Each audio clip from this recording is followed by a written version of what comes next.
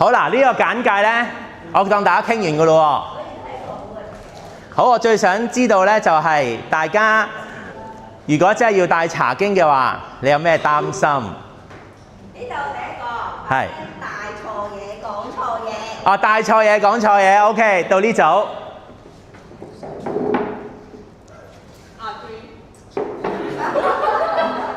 你好，點稱呼啊大聲啲。 ？Billy 你好，如果要帶查經，你有咩擔心啊？好擔心啦，知啦，從個樣都知啦。OK， 好，就係驚擘大口得個窿，到時查嘅時候好緊張，係咪啊？好，到呢一組係啦。帶下自己剩翻一個冇現場冇反應啊！一係就碌手機，一係咧就發緊夢咁樣係咪啊？好，到呢一組弟兄姊妹，如果要帶查經有咩擔心啊？驚啲資料錯，OK。好，到呢一組 Stephen 呢一組，驚唔識答問題啊！驚唔識答問題，即係啲同學問係啲頂尖嘅問題唔識答。弟兄姊妹問嘅問題唔識答。好啦，我最後訪問阿順芳姑娘。順芳姑娘，如果要你帶查經有咩擔心？我梗係冇擔心咯，咁多經驗。我咪就係佢嗰個咯。驚講驚唔夠通透啊！咁人哋嗰忽啫，我可以處理得到。但係人哋問嗰啲咧相關，但係又係有少少唔喺呢度，我就好驚啊！係啊，因為冇準備嘛。係啊，係啊。好啦，大家有冇試過玩射箭啊？射箭通常你個目標係紅心，係咪啊？嗱，其實查經咧，或者帶查經或者讀聖經咧，就好似射箭咁樣。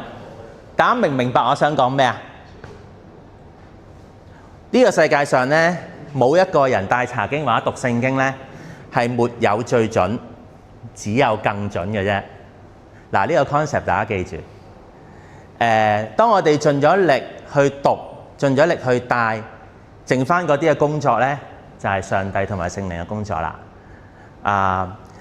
所以呢一個咧，既係幫助我哋、鼓勵我哋唔好驚嘅同時，亦都係話俾我哋聽，唔好停喺呢一度，你要不斷學、不斷學、不斷學。我自己咧，其實而家仲有繼續學嘅，即係可能係透過 YouTube 啊、透過網上啊。我而家嘅方向咧，就係學緊點樣從猶太人嘅角度去讀聖經。嗱，之前咧就係學緊點樣從一個文本啊、語文啊，而家都開始慢慢學從猶太人嘅背景、從考古嘅角度去讀聖經。嗱，呢個咧就再跳多步啦。咁但係你哋而家呢一步唔需要住，唔需要住。嗱，如果做到咧係好嘅。但係暫時而家呢一個咧係一個初階嘅階段，咁所以咧只係希望做到呢樣嘢歸納式。嗱，咩叫歸納式咧？下次先講。主要咧就係你自己能夠讀聖經 ，and then 亦都能夠將你嘅讀聖經嘅心得同弟兄姊妹分享。嗱，我專登用呢啲字眼嘅，就係咧將大家嘅懼怕咧盡量減到最少。係分享你喺神面前讀聖經之後嘅心得，得唔得啊？所以就係唔係咧，好似好 professional 咁樣，我要拿開本聖經，然之後咧有原文有成咁樣，唔需要，而係只係將你其實類似靈修分享，不過係比靈修分享嘅讀聖經嘅資訊會再多啲。嗱，我簡化成件事，但係如果你只係停留喺靈修分享呢，咁你嘅生命呢，或者你嘅侍奉嘅果效呢，就真係停留喺個初階咯，得唔得啊？大家有冇試過靈修分享喺團契？有喎，做個個人都做到喎。但係如果要帶查經呢，就好似驚咗啦。咁但係其實只係行多步咁解啫。咁我希望用咁嘅方法呢，鼓勵到大家。有冇咩問題想問？冇嘅話呢，咁去咯喎。咁啊呢張嘢成日都見我唔講啦。好啦，咁至於嗰個哇做晒咯喎，30% 認為係嗱自己睇咯喎，我唔重複強調啦，自己睇一次。最少人認為係被盜最高嘅書咧，認為係真嘅咧，係最少人認為係真嘅。如果以上答案皆是咧，就都有1/4嘅弟兄姊妹。嗱，咁我哋睇下個答案啊。最暢銷嘅書係咪啊？肯定係啊！嗱，講緊單一書本嚇，單一書本，佢係根據資料顯示，我睇下貓字先。根據資料顯示咧，有50億本啊，賣咗50億，係講緊2023年。最多語言翻譯，截至2023年有3300種語文，3300。最貴係咪真嘅咧？都係真嘅喎，係講緊有一次拍賣咧，喺2023年一次拍賣，係講緊希伯來文嘅卷軸聖經，即係有兩卷嘢咁樣捲下一忽布咁樣嗰啲，嗰啲好貴啊！你知唔知啊？好貴，幾錢咧？3810萬美金，唔係港紙啊，美金係堅係最貴嘅。好啦，被盜率最高，真定假咧？啱啲唔啱啲啦？點解咧？因為咧喺健力士記錄裏邊係冇記錄嘅，但係喺啲大數據分析咧，就係話佢係被盜最高喎。知唔知點解啊？你去酒店咧，明我？你去酒店，你打開個床頭櫃，有兩樣嘢。如果你去西方國家咧，就一樣嘢，就係咩啊？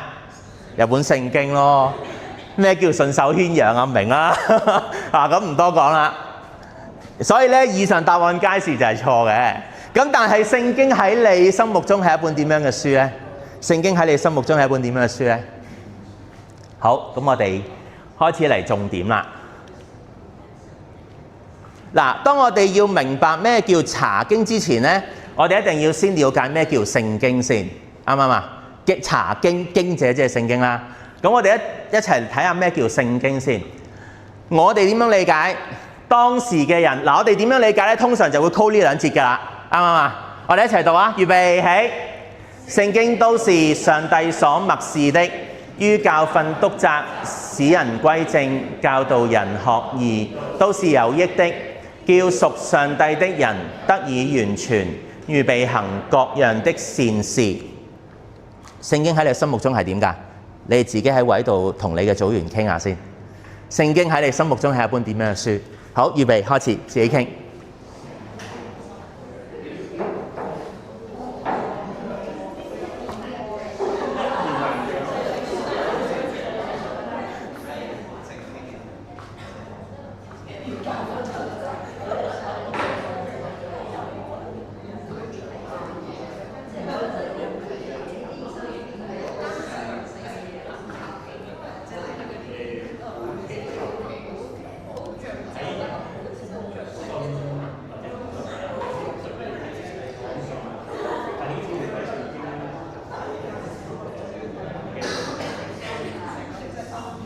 好，仲有1分鐘。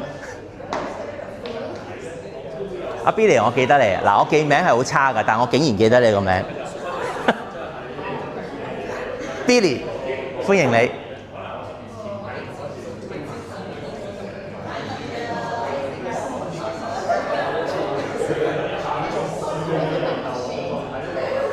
好啦，嗱，諗定揾邊一個做代表去分享你哋認為聖經係啲乜嘢啊？好，5、4、3、2、1，好，邊一組先咧？就 Mary 個組先啦。啱到你。係聖經喺你哋心目中係咩書？就係上帝所默示嘅書啦。上帝所默示嘅書，一個好系統神學式嘅表達。係啦，上帝所默示嘅書係咪啱啊？啱唔啱啊？啱，梗係啱啦。好，到呢一組啦。Billy 呢一組，你死啊！俾我點咗你個名啊！好 ，Billy， 嗱唔係你講，你叫人講，其實叫到你個名好着數啊！係周南，係咯，係咩咧？你講唔到玩唔講咯，快啲！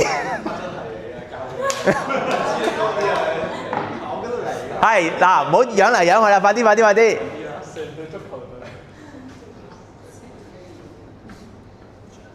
順芳姑娘幫我哋補習啊要。哇！聖經係啲乜嘢？唔好意思講啫。海欣呢？呢啲唔使好進化嘅。上帝嘅話語，呢度就係講聖經嘅默示，上帝嘅默示，呢度就係講聖經嘅話語，講晒㗎啦，咁唔多講啦。咁但係其實當時嘅人睇到聖經呢兩個字，佢哋點理解嘅呢？保羅又點理解嘅呢？保羅點理解？新約聖經時代呢，佢哋書寫用咩語文㗎？中文、希臘文、希伯來文？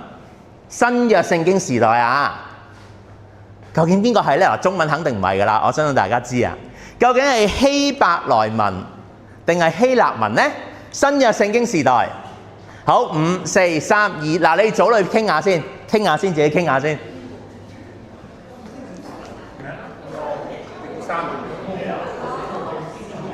喂，3個字啊夠多，就呢個啦咁。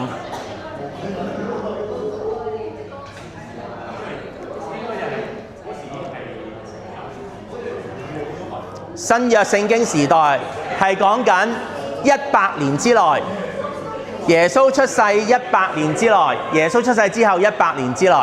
嗱，唔好上網揾 AI 啊，唔好上網抄啊。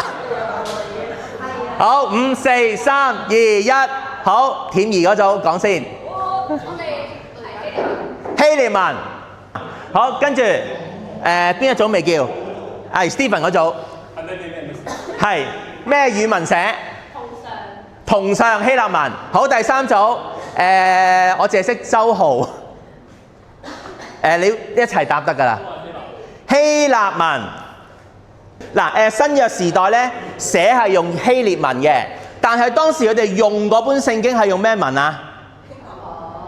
希伯來文。嗱，所以咧係語帶相關呢條問題啊。不過咧，如果 official 咧係希臘文嘅，啱嘅。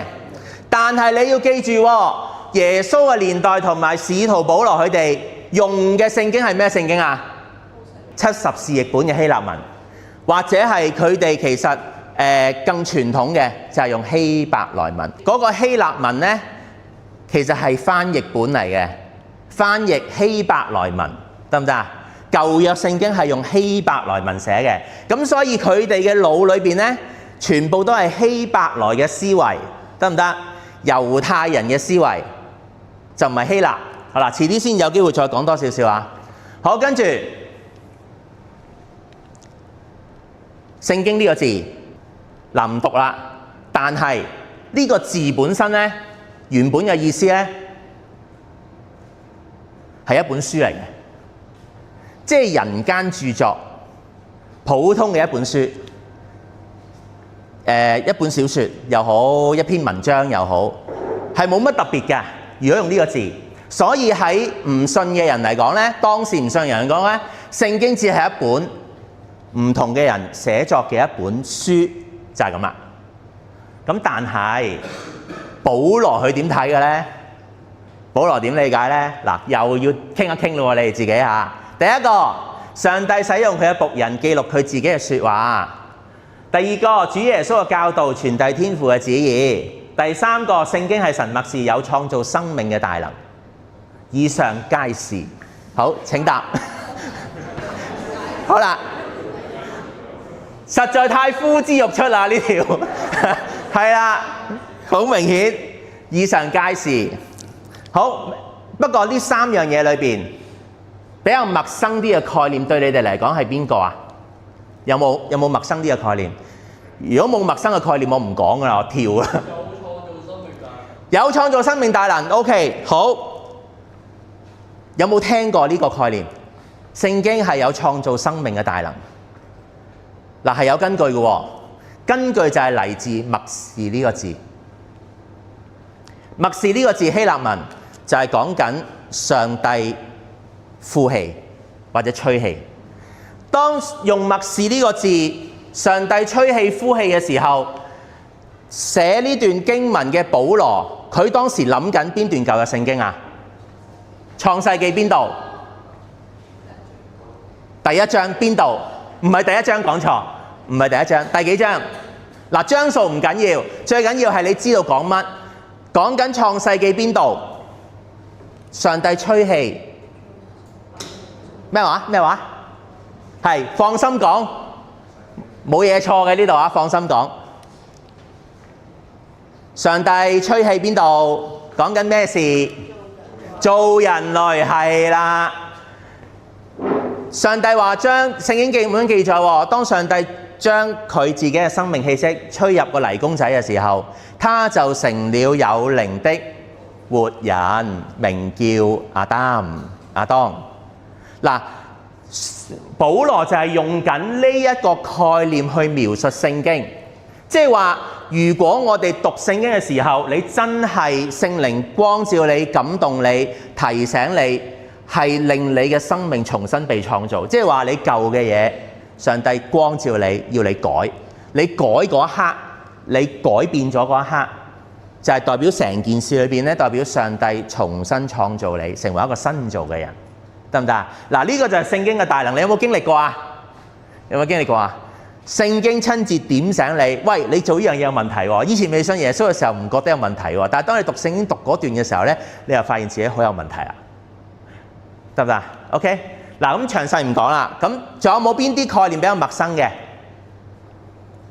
咁我當大家 OK 嘅咯喎。嗱，咁所以喺保羅嘅概念裏邊咧，聖經其實係有呢三樣嘢，就唔係一本普通嘅人間著作咁簡單。嗱，我再強調，佢係講緊舊約聖經。舊約聖經有幾多卷啊？按大家所知道，39卷。喺希伯來文嘅原本聖經咧有22卷，因為有啲係 combine 咗嘅，得唔得？有啲 combine 咗。雖然唔同嘅人、唔同嘅時代、唔同嘅作者寫，但係喺保羅嘅眼中咧，都不離開呢三樣嘢，得唔得？咁所以佢唔係一本書，係上帝透過自己僕人記錄嘅説話。亦都係根據耶穌基督重新解釋多一次成個舊約律法啦。有人咁樣講啊，根據猶太人嘅傳統，3年點解耶穌要3年傳道呢？3年或者3年半啦，就係因為佢要喺會堂裏邊跟住會堂講翻一次摩西五經，用3年半講完之後，佢就上十字架啦。嗱，係咁樣原因嘅喎嚇。咁以前猶太人嘅會堂呢，就係3年一個循環講一次摩西五經，因為喺猶太人嘅眼中呢，摩西五經係成本舊約聖經嘅基礎，咁你讀完摩西五經呢，基本上你會越嚟越明白之後嗰啲歷史書啊、先知書啊、詩歌智慧書啊等等嘅嘢㗎啦。咁所以佢哋係用3年嘅時間去讀摩西五經。咁我哋用咗幾多年時間讀摩西五經？我哋嘅速讀計劃好似3年定5年啊？我哋讀晒摩西五經喎，理論上係嘛？嗱，咁所以呢，呢個係好緊要啦。嗱，如果係咁嘅話，聖經就係上帝嘅説話啦，讀得明嘅人經歷上帝嘅大能啦 ，and then 就帶嚟呢啲果效啦。咁呢啲我唔重複啦。所以聖經既係一本書，人嘅寫作，亦同時係神嘅説話，啱唔啱啊？好緊要啊！呢個 concept 好緊要，我講多次，你是但標榜其中一樣，你唔係平衡去睇呢，都出事。點解啊？嗱，自己一位傾下，點解出事呢？點解出事呢？出咩事呢？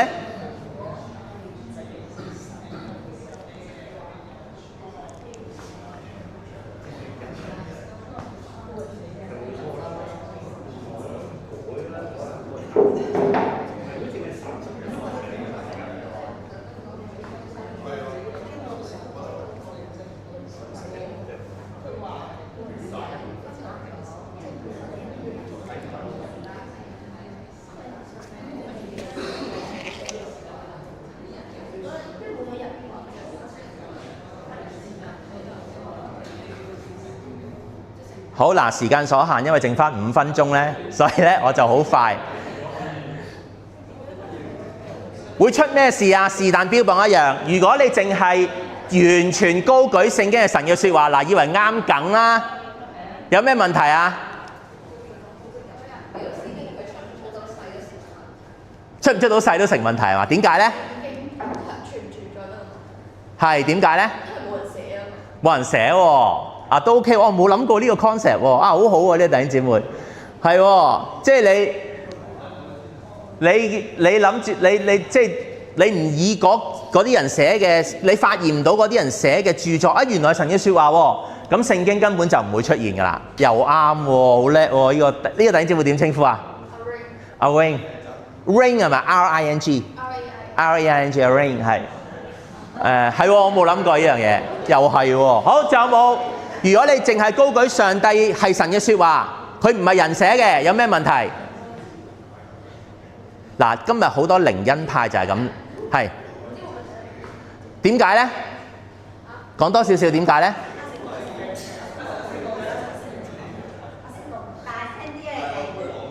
講啊，大聲啲！喂，唔好嘥時間，得返3分鐘啦，依家。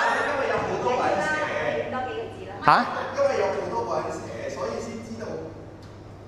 如果唔係人寫嘅話，係應該話，如果係得一個人寫嘅話，咁咪大家咪唔知道。因為聖經有好多本書，有好多個人寫嚟先知道個成本嘢係歸於上帝。係。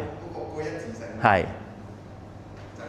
咁同淨係標榜佢係神嘅説話，我唔理佢係咪人嘅書，有咩問題啊？方言。請講咩叫方言？係未去到咁遠住，而係咧，如果我哋淨係強調神嘅説話，你忘記咗佢係人嘅書咧，你就咁睇咧，你睇唔明啊？點解啊？你要去返經文本身，當時嗰班人嗰個作者寫呢段經文嘅背景歷史，個作者本身嘅人品，甚至人品啦，佢嘅職業等等。你就會明多好多嘅。呢個其實就係同你讀文學，大家考 DSE 讀中文係一模一樣噶，啱唔啱啊？六何法啊嘛，係咪啊？讀中文你哋係咪要咁噶？六何法係咪啊？一樣嗱，歸納式查經法咧，其中一個工具咧就係六何法，一模一樣啊！你當係你一定要先視經文本身係一個文章咁樣去睇。你如果唔咁樣做，我讀到乜就係乜啦咁。嗱，呢個今日就係好多靈恩派嗰啲問題。我認為係咁，然之後都唔緊要啦。你認為係咁唔緊要，你有你認為，我有我認為。問題就係我認為之後，你都要咁樣認為。嗱，個問題喺呢度啊，得唔得啊？咁所以呢，我哋一定要先視佢為一個人嘅作品，咁樣去讀。然之後再經過聖靈嘅光照啊、改變啊等等呢啲嘢啦，成本聖經嘅信息先至係屬於你嘅。OK， 嗱，呢個 concept 好緊要，所以點解我哋要查經呢？點解要好辛苦咁樣又揾啲人資料，又讀？個原因就係因為佢都係人嘅作品，得唔得啊？嗱，呢個 concept 好緊要，亦都係推動我哋要不斷努力讀聖經嘅原因。咁你先至咧經歷到神嘅説話係成為你生命嘅大能。OK， 好啦，睇下仲有冇先，睇下有冇啲好重要嘅嘢要講嘅先。好啦，嗱，呢個表好緊要啊！呢個聖經既係神嘅話，亦都係人嘅著作。如果聖經係神嘅話，亦都係人嘅著作嘅話，咁貓字係咩？係啦，咁你點樣去讀聖經先至體現到佢係神嘅説話，同埋你點樣讀聖經先至可以讀到人嘅著作呢？得唔得？明唔明呢個問題講乜？咁時間關係開估啦。多元性，哇！大家有睇細字喎，專登唔講啦。好 ，anyway， 我照講啊。人嘅説話運用理性、多元性。咩叫多元性？頭先阿星講咗嘅。有提過少少嘅，就係聖經有幾多個作者啊？40幾個啊？係咪個個作者都一式一樣噶？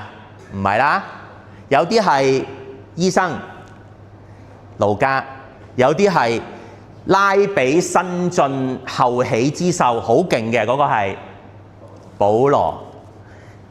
有啲係舊約聖經啦講，有啲係摩西。摩西係咩背景啊？學盡埃及一切嘅知識智慧，埃及王子啱唔啱啊？亦都有做桑樹嘅，桑樹係邊個啊？我唔記得咗啦，小先知嘅。順豐姑娘唔知記唔記得？我唔記得啦，我查翻就記得啦。亦都有祭司，好熟舊約律法嘅，例如以斯拉，佢係一個文士，亦係一個以斯拉文士 ，sorry。咁仲有好多啦，我唔講啦。佢哋唔同嘅背景、唔同嘅文化、唔同嘅性格，寫出嚟嘅一定係唔同噶。That's why 就係多元性啦。OK， 好，一致性呢，因為背後真正嘅作者係聖靈。OK， 因為佢哋全部都係按照聖經嘅記載呢，佢哋全部都係被聖靈嘅感動寫出神嘅説話出嚟嘅，就係咁啦。咁至於點樣啊？揸住佢隻手喺度寫定係點呢？呢啲遲啲先講。總之大約個概念就係咁樣。嗱，如果佢係神嘅説話呢，你係需要聖靈嘅提示先至領會嘅。但係如果佢既又係人嘅著作呢，你係需要努力先讀得明㗎。嗱，呢個 concept 今日帶俾大家。今日所以聖經容許我用呢個神學嘅 term， 聖經都係神人二性嘅，得唔得啊？除咗耶穌基督係神人二性之外，其實咧喺呢個世界裏邊咧，好多都係兩者結合埋一齊，包括聖經，包括我哋嘅主耶穌基督，人類都係有男女兩性，係嘛 ？OK， anyway， 今日最緊要帶出呢個 concept 就係聖經係神人二性，你要兩樣都強調，你先至會讀得明聖經，同埋聖經先成為屬於你生命嘅一部分。OK， 嗱呢個 concept 重要。好啦，所以讀聖經嗱呢句咧，好似懶係吊詭咁樣，既不能靠自己，但係同時都要靠自己。咩叫既不能靠自己啊？因為你需要靠聖靈。咩叫做你都要靠自己啊？因為你要努力。係啊，讀聖經係一個好辛苦嘅事嚟㗎。即係唔係好似靈修咁樣咧？啊，好享受，好 enjoy 啊，魚碌學無溪水喎，幾好啊咁樣。即係唔係咁咯？你讀聖經其實係一啲有時咧，容許我咁講啊，有時係啲好痛苦嘅事嚟嘅。因為你轉到去好入嘅時候咧，你有時會轉咗牛角尖啦，你要將自己褪翻出嚟啦，然之後睇翻聖經嘅大意啦，咁你先至即係大約即係整體意思係大意嘅嚇，咁你先至可以真正體會到經文嘅意思。好，咁咩叫查經啊？咩叫查經？你認為嘅查經係點嘅？喺組裏邊分享2分鐘。你認為嘅查經係點嘅？嗱，唔好睇經文住啊，收翻佢先。你認為嘅查經係點嘅？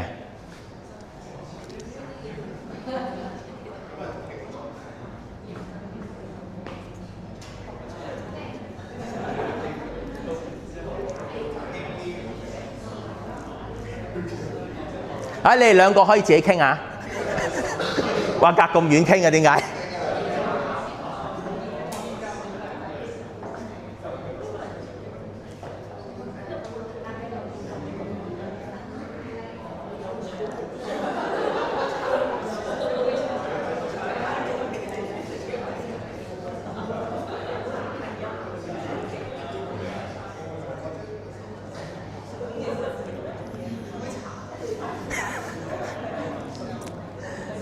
嗱，我真係有聽過新朋友、新來賓同我講，查經係咪有茶飲㗎？真係有人咁講，唔係講笑。因為咧，其實我哋基督教裏邊咧，我哋返開教會唔知啊。我哋有好多術語咧，其實新朋友係唔明㗎。例如查經呢個字嚇，我以前咧教嗰個主日學咧叫做基督徒術語啊，然之後咧同大家一齊討論下咩，其實跟本書教嘅啫，冇乜特別，但係好有趣啊！有機會先再同大家 share。嗱，咩叫查經咧？好你呢做啊，分享下咩叫查經。嚇，你講，妹頭你講，大聲啲喎。帶住啲目的去睇聖經。帶着目的睇聖經，啱喎，因為查經嗰人咧有個信息想傳遞出去。然之後咧，希望將呢個信息咧話俾弟兄姊妹聽，然之後希望弟兄姊妹 get 到，嗱呢個就係目的啦。但係亦都有另一款查經嘅，就係冇目的嘅，總之查，一齊查，攤晒啲資料出嚟，係咁查，然之後一齊共識一個目的都得嘅喎，兩者都得。咁我自己嘅方向呢，係頭先妹頭講嗰種嘅，因為呢，視乎你嘅對象係咩人啦。如果你嘅對象係信咗好耐嘅咧，呢台啊呢台都係呢台有啲係嚇，咁佢哋嘅 level 咧就可以攤晒出嚟，係咁查，然之後一個共識啦。但係如果A 啦、B 啦，可能佢哋比較初淺啦，其實A 都開始有好多弟兄姊妹都好勁㗎，依家咁就可以咧帶一個自己讀咗一個信息，然之後用問題嘅方法去帶弟兄姊妹明白聖經，明白你所領受嘅信息。OK， 好啦，嗱呢個就係查經。咁但係我用一個人物去做舉例，佢當時點樣去實踐查經呢樣嘢呢？以斯拉記第7章第10節，好出名嘅一節聖經，一齊讀啊！淨係讀和修本嗰個就得啦。預備起。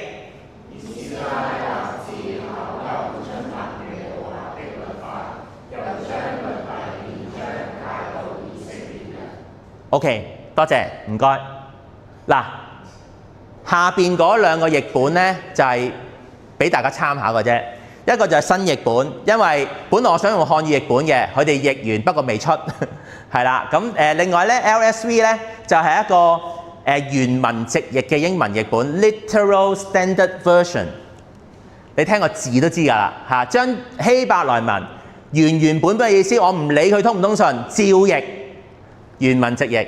同埋有人用 YLT 嘅 Young's Literal 嘅 version， 但translation， 但係咧嗰個咧比較古舊嘅英文，咩 have 啊、foul 啊嗰啲咁嘢咧嚇，咁於是我就揀咗呢一個。好，先問大家耶和華的律法是什麼？第一，上帝與他子民所立的神聖盟約；第二，上帝對他子民嘅教導同埋栽培。第三，摩西五經創出利民申。第四，以上皆正確。好，因為時間關係，專登俾呢個大家係啦。但係喺呢三樣嘢裏邊，有邊一樣嘢你係比較陌生嘅？想問一問嘅，有冇？有冇？冇，我問你哋㗎咯喎。有，係請問。盟約，咩叫盟約呢？幾時會有盟約發生嘅現代？而家啱啱有人結完婚呢？阿書紅哥哥係咪啊？啊，你哋都有去係咪？有啲弟兄姊妹有去，嗰個咪盟約咯。仲有又唔完全係合約嘅，因為合約呢係一啲好公事式嘅約，盟約咧就係講關係嘅，得唔得啊？講關係。咁其實咧，上帝將摩西五經特別記載裏邊嘅10誡啦，我哋個禮拜主日都睇啦。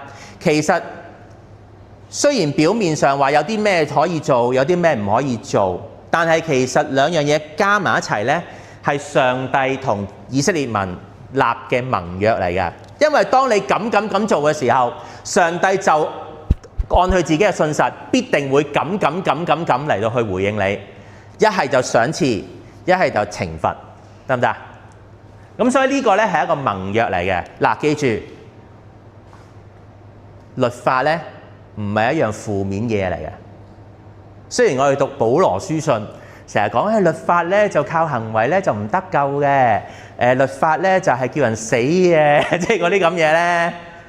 嗱，但係佢係講嗰個律法嘅字呢，其實唔係講緊摩西五經嗰個律法嘅某啲情況，其實係講緊猶太人口傳傳統，即係法利賽人文士，佢哋將613條摩西五經嘅誡命演繹成為一啲可遵行嘅規條。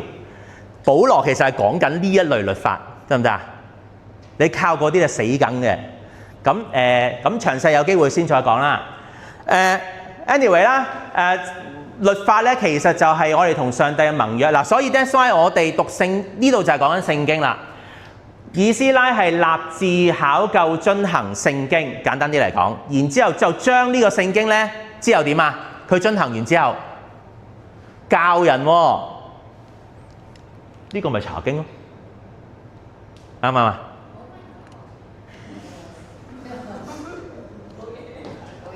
喂，堅係喎，呢個仲唔係查經？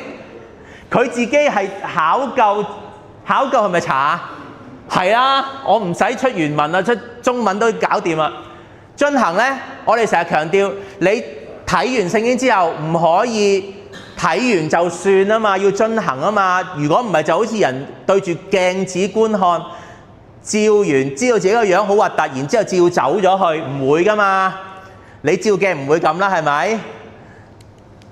咁所以呢個咪查經咯，查完之後遵行，遵行完之後點啊？教導，呢個就係查經啦。所以頭先我話咩叫查經，大家講咗一大輪啦。查經就係你將你自己讀聖經嘅心得同人哋分享。我再講多次，呢個係我用呢個語言去表達緊呢啲好似好黑、好得人驚嘅概念，好得人驚嘅概念，就係其實你將你讀聖經嘅心得同弟兄姊妹分享。講完，咁所以其實凡係有侍奉嘅弟兄姊妹，理論上都係做緊呢樣嘢。嗱，我舉例，領唱係咪啊？領唱係咪？唔係我揀首詩歌同弟兄姊妹唱啫嘛。嗱，嚴格嚟講咧，你揀首詩歌嗰個信息內容咧，詩歌嘅內容咧係要反映到聖經嘅教導、神學同埋對上帝嘅表達，正確嘅表達，呢啲先至係基督教應該要唱嘅詩歌，就唔係純粹內心感受，啱唔啱啊？當你咁樣傳遞出去，同弟兄姊妹一齊唱，弟兄姊妹透過詩歌諗翻聖經嘅教導，或者諗翻上帝嘅屬性，呢個咪就係查經咯，不過用音樂去表達咁解啫嘛，得唔得啊？好啦。大家有時喺BB 度分享信息，大家有時喺甚至有啲幫手啊，幫阿林姑娘手教主日學啊，係咪啊？有啲弟兄姊妹係咪查經啊？係啦，你要將嗰個課文消化咗、明白咗，然之後咁你明白咗嗰啲係聖經信息嚟噶嘛？然之後分享俾弟兄姊妹，咪做緊呢啲嘢咯。所以查經唔係咁恐怖嘅啫，大家都會做到嘅。咁咧其他飛啦，唔講啦。講個總結，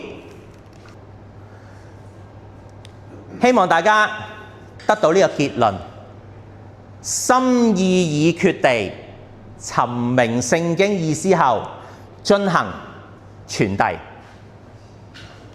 講完啦，呢個就係大使命嘅3部分裏邊嘅最後一部分。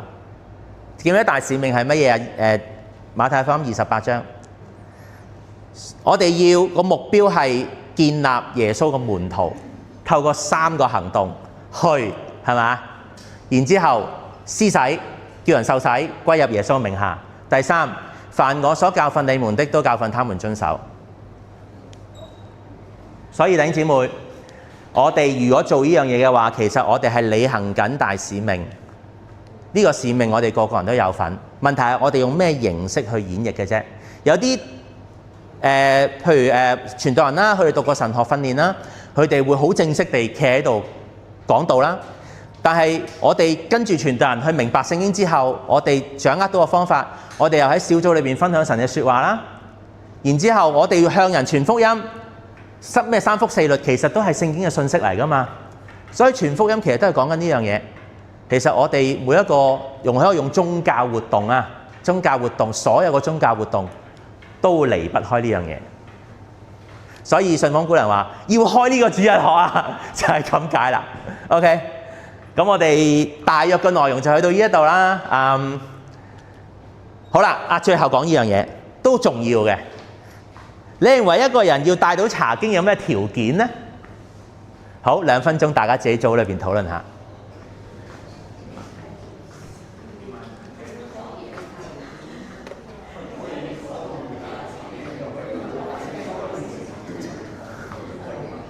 有咩條件呢？使唔使讀過神學呢？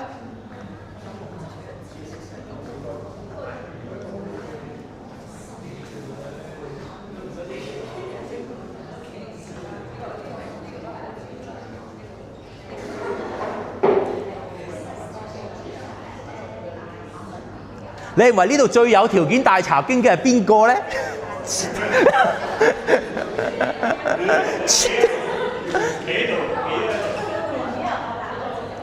好戰驚，每一次都講真嘅。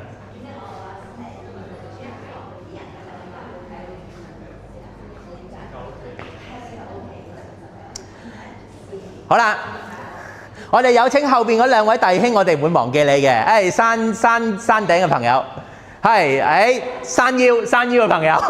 好啦，你認為帶查經，你哋兩個都要講啊？咩條件嘅人可以帶查經？請講。我哋能幹嘅幹事要熟聖經先。好，隔離阿星係啦，上一代嘅幹事。請講，唔使摸下巴摸咁耐喎。因為我俾佢講咗嘛。哦，原來係咁。哎呀，永遠都係講先嗰個有着數㗎啦，所以話好俾你諗一陣。阿君嗰組帶查經嘅條件係。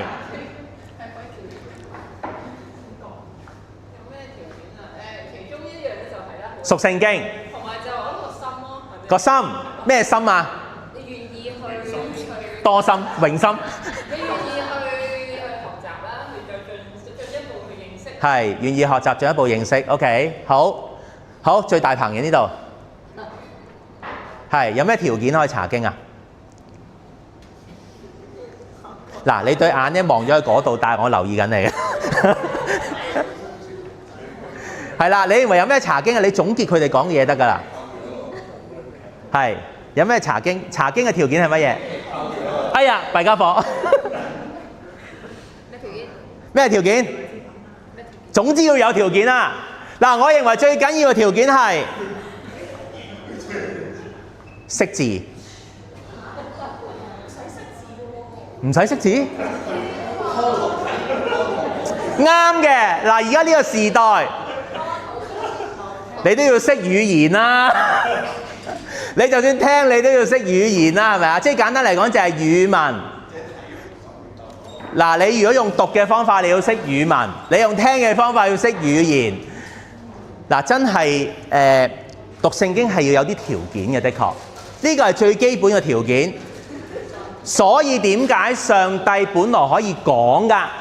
佢係一位會說話嘅神，係咪啊？但係點解要寫成一本書呢？就係因為佢認為文字係緊要咯，文字係帶動我哋好多想像嘅，啱唔啱啊？所以你要識字。所以大家如果中文麻麻地唔緊要，而家呢，我哋勝在有 AI， 有 Google Translate。嗱，好多時我都用緊呢啲工具啊，我都唔係識晒啲原文啊嗰啲嘢，有時英文都麻麻地。就 Google Translate 去幫自己去睇一睇啊，其實咁樣意思嘅喎。哦，原來頭先 LSV 係咁樣意思嘅喎。其實今日我哋讀聖經咧係比以前上一代易好多㗎啦。依家有好多工具去幫你。你而家唔使買嗰啲好貴嗰啲咩 Logos 啊嗰啲咁嘅聖經軟件啊，網上大把。我以後提供嗰啲工具俾你咧，都係網上嘅。OK， 好啦，最後一個條件就係好緊要。嗱，首先就係識字。第二就係動機，動機緊唔緊要啊？你識字，我讀明，然之後我識你唔識，我話俾你聽，我有啲好緊要嘅嘢話俾你聽，好緊要㗎，可以表達到我係好識嘅。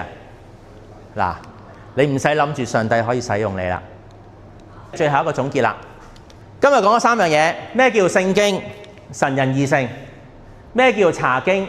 其實就係以斯拉嗰種尋明定志傳遞。最後查經嘅條件、動機、思考、聖靈感動。嗱，呢2樣嘢冇時間同大家講啦。你如果唔中意諗嘢咧，你唔好讀聖經啊！真係㗎，要思考，越不斷諗。聖靈感動呢個就係講緊你同神嘅關係。咁啊，大約今日講到呢度啦。有冇咩嘢想問？希望今日重新思考咩叫聖經，咩叫查經，會幫到我哋建立一個好穩陣嘅基礎，喺嚟緊講查經嘅方法，講大查經嘅方法。OK， 好，順芳姑娘有冇咩補充？好，其他弟兄姊妹冇，咁我哋停喺呢度啦。麻煩聖安姑娘幫我哋祈禱啊！我哋一齊嚟禱告。親愛的天父上帝，當我哋去立志去跟從你嘅時候咧，你就賜下聖經叫我哋咧去閱讀去認識你。當我哋去閱讀聖經嘅時候，我哋都知道我哋即係要用心去閱讀嘅。但係咧我哋唔係得咗一啲嘅資料，係當中咧聖靈嚟教我哋明白之餘，然後咧我哋要去遵行。但係今日咧我哋多一樣嘢，我哋去明白，我哋遵行。原來上帝都叫我哋咧去傳遞，將你感動我哋，將我哋嘅手去傳遞俾人。多謝你今日讓幾條弟兄啦，佢有個即係好好嘅預備，讓我哋咧都係繼續準備我哋嘅心，翻嚟咧去即係食呢個豐富嘅筵席啊！再次感謝上帝。陣間我哋都有計劃嘅時候，願你嘅靈與帶領，聽禱告同我主耶穌基督嘅名字。誠心所願。好多謝大家參與。好，下一次9點，9點。好，唔該晒，唔該晒，唔該晒。